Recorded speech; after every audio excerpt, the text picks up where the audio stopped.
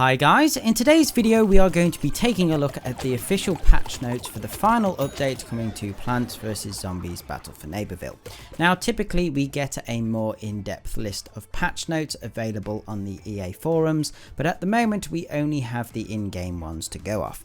As usual, just before we begin, remember to hit those like and subscribe buttons if you enjoy the content on this channel and want to help it grow.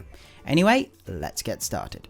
Now, as you'd expect, there is quite a lot to go through here, and instead of me just reading through these like a robot, I am going to just pick out the most interesting things.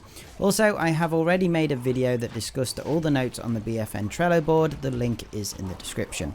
So with that in mind, I'm going to start with everything new and then briefly go over what I've already covered near the end of the video.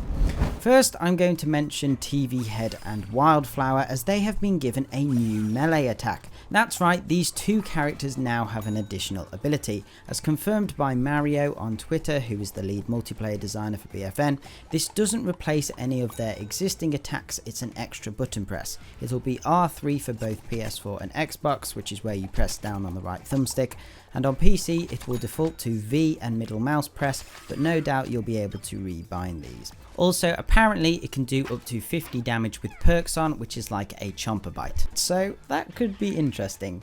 Both new characters will be available from Rooks and are expected to cost 500,000 coins each. Moving on to upgrades, so this is something we certainly weren't expecting with this update, and it's something I have talked about a lot before.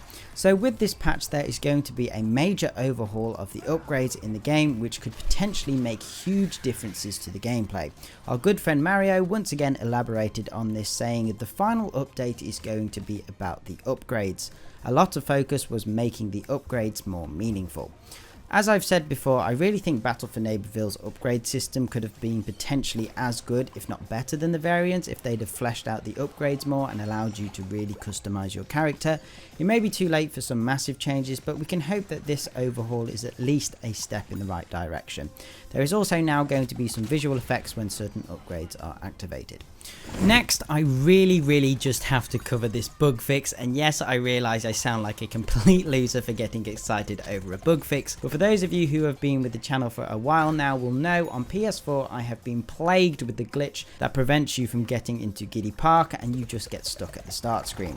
However, as you can see here, it appears this bug has finally been addressed, a bit late but better late than never, I suppose. Now we'll move on to Battle Arena, as we actually have some conflicting information. As you can see here, it states Battle Arena has temporarily been removed as a multiplayer mode.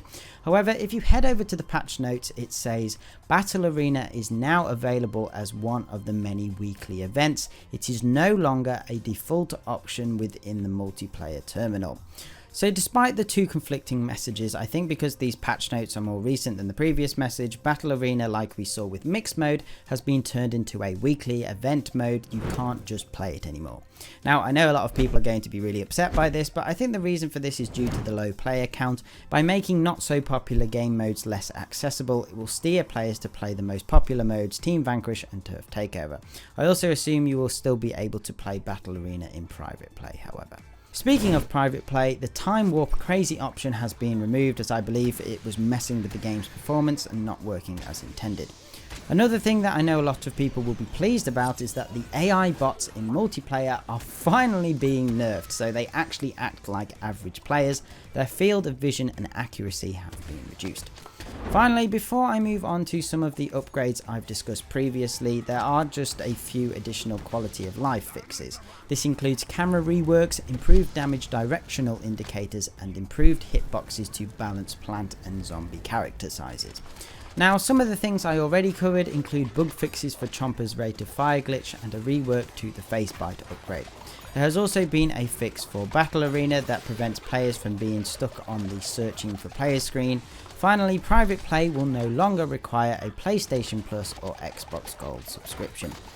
Anyway guys, that's about it for today's video. I hope you enjoyed. Let me know what you think of these patch notes in the comments below. But other than that, remember to subscribe and I shall see you in the next one.